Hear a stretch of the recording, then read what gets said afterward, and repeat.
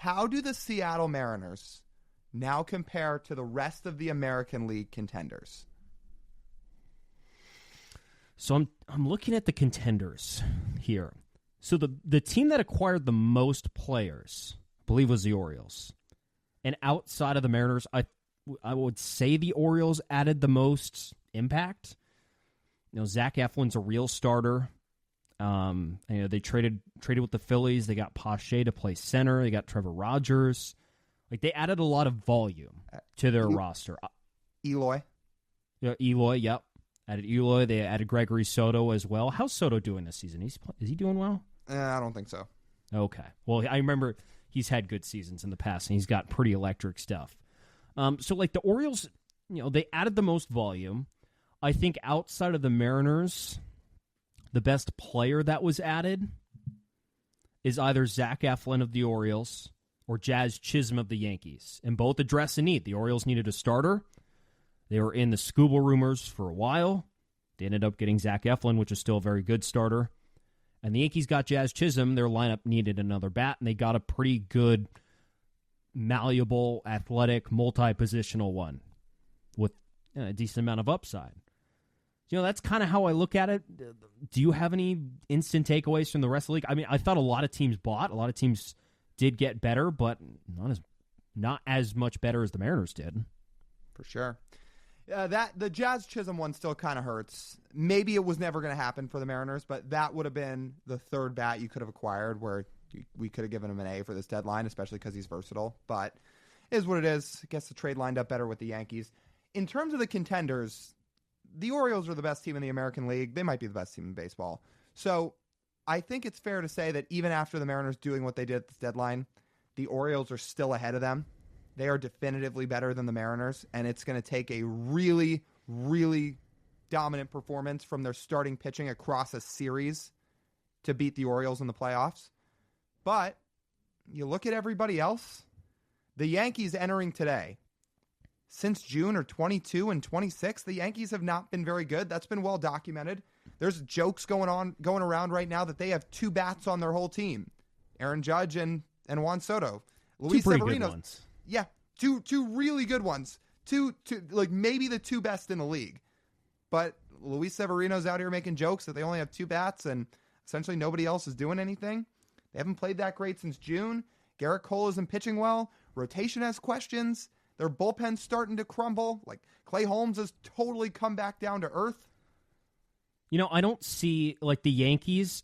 You could argue now the Mariners are better than the Yankees. Now, again, the Yankees have the two best players of the two are to match up easily. And ultimately, that can be the difference in any single series of Aaron Judge and Juan Soto hitting 3 home runs in a game.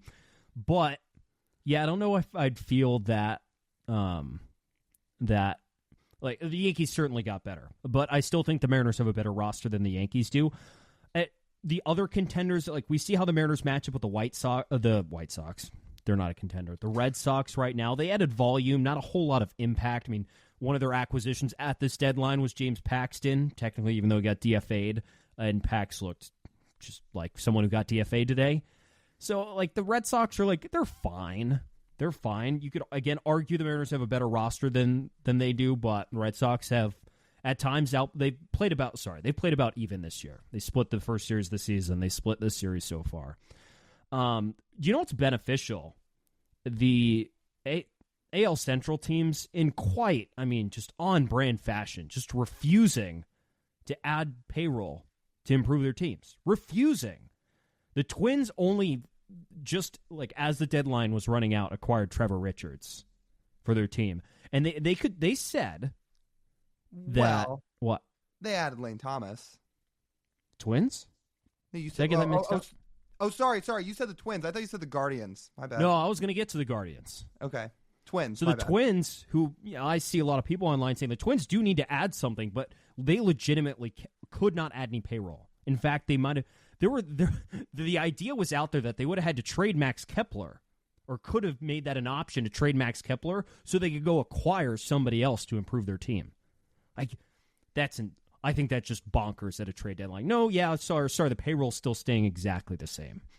Exactly the same. And then the Guardians, didn't have a great deadline either. No. So Lane Thomas and Alex Cobb for the Guardians. Sure. And the Twins, if you want to look at what they could do in October, again, like the Twins have played solidly as of the last 2 months. They're 26-21 since June started, entering Tuesday here. But you want to look at the Twins compared to the Mariners. Twins have the better offense. Bullpens will be, well, the Twins probably have the better bullpen. But then they just don't have the rotation to take them through October. They just don't. Pablo Lopez has had a down year. You're relying on him, essentially, when he hasn't pitched that great. You're relying on Joe Ryan. You're relying on Bailey Ober.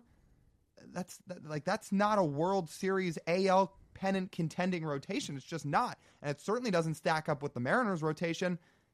Also, the Twins are going to have to go on the road, assuming they get the wild card. Mm-hmm. So that's the Twins for you.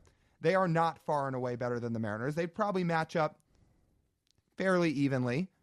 Maybe the Mariners are a little bit better if they were to play in a playoff series. Also, should we mention that aside from last year, the Twins essentially never win playoff series ever. Yeah, ever. So that's the Twins. And the Guardians, look, they have been awesome in the regular season, but how many times have we seen this same old story with the Guardians where they win somewhere in the mid-90s to even 100 games in the regular season, and then we just see they have a roster that is systematically flawed for the postseason, and it just doesn't hold up. The way I'm looking at the Guardians right now, it's kind of the same as the Twins. Good offense. They're really pesky. We've seen it firsthand. Their bullpen's pretty good. But you look at their rotation. Shane Bieber's out for the year. Tristan McKenzie's looked like a shell of himself. Who are they relying on in the postseason, even with the addition of Alex Cobb? Their number 2 starter right now is Ben Lively, who's got like a 3.4 ERA. All of his expected say he's supposed to be way worse than that. He gets hit hard. None of his peripherals are good if you look at his Savant page for the most part. And then you're essentially relying on a second-year pitcher in Tanner Bybee to carry you. I don't think the Guardians have the rotation to make it through the postseason. I don't. This is why it's so important for the Mariners to get in. Look at how we're comparing their rotation to the rest of the American leagues. It does not hold a candle. Even the Orioles. The Orioles are a better team than the Mariners. Fact. They are a better team. They're not a better rotation, that's for sure. Even with adding Eflin and Trevor Rogers, who are back-end guys. The Mariners have that to everybody else in the league, and certainly the American League. So this is why it's so important that their offense can be 12th or 14th in the league. So for the next 2 months, if the Mariners can be the 12th to 14th best offense in baseball, I will look at them and say they can do this come October. You know what the most important thing about the rest of the American League contenders and how it relates to the Mariners? I think the American League West teams added less than everyone else almost, outside of Twins. Right. I'm not convinced the Astros are better with Yusei Kikuchi. No. We ragged on him at the beginning of the show, but that dude has not shown anything that he's got it down the stretch at all. And who else? Caleb Ferguson. Yeah. Rangers didn't get that much better. They added Carson Kelly and Andrew Chafin. Yeah. Not compare that to Randy Arozarena and everyone else the Mariners got. While the Mariners sit today, July 30th, in first place by a game. Sounds like all you need to do is play up to expectation, and you should be just fine. I agree. You want to talk about the last team here for just a second if we're looking at the playoff field and the Royals? If you want to call the Royals a contender, I mean, they're 22-25 since June started, entering today. They're going to have to play away from home in the first round, which we know they're abysmal away from Kauffman Stadium. They're probably toast. Their offense is actually kind of similar to the Mariners. Now, they have one guy that carries it a lot of the time in Bobby, but you look aside from Bobby Witt Jr., it's not much of an offense. They've got some pitchers. Seth Lugo's been good. They've got guys in that rotation who have pitched really well. Brady Singer. But they are not definitively better than the Mariners by any stretch. And by the way, their bullpen sucks. It's like bottom 3 in the league. And the other thing about the Royals, like you mentioned, they're bad away from home. Like, if you want a clear picture of the difference between the Royals at home and on the road, go look at Bobby Witt Jr.'s home road splits. Yeah, I mean, it is astronomical. Right. It is not even close. If you want an idea, he's hitting 400 at home. I'm dead serious. He's hitting 400 at home. Yeah. And he hit almost 500 this month, by the way. Shout out to him. He's going to have one of the most insane months I've ever seen. But regardless, away from home, Royals, yeah. If the Royals had to come to T-Mobile Park, you'd feel pretty good about it. Yeah. Like, they traded for Lucas Erceg today from the A's, but Lucas Erceg is not fixing their entire bullpen. So, again, they have 3 starters that they could legitimately try and ride through the postseason that have been very good. Seth Lugo, Brady Singer, Cole Reagans. Now, those guys don't have any postseason experience, or like, maybe Lugo does. Reagans and Singer for sure do not. But you would ride those guys and then have to rely on a bottom 3 bullpen and an offense that's essentially one bat, and you'd have to play away from your home ballpark where you've thrived. That doesn't feel like a recipe for success either. So this is us saying, like, we've said it a million times this season. We're going to say it for the 1,000,001st time. Get into the field. And this rotation can take you to the Fall Classic if you can just be a 12 to 14 offense in the league. If from August 1st till the end of the year, again, the Mariners are somewhere in the 12 to 14 range by WRC plus as a team, I'm going to feel pretty good about what they could do in October. Yeah, I'm with you on that. The field, this is about as favorable of a field as we've seen in the American League. I mean, it is not one slam dunk team. No. Like, it feels like it's the Orioles, but even they have flaws. They have a rotation that has flaws. They have a very, very young roster that had some playoff experience last year and got bounced in the first round.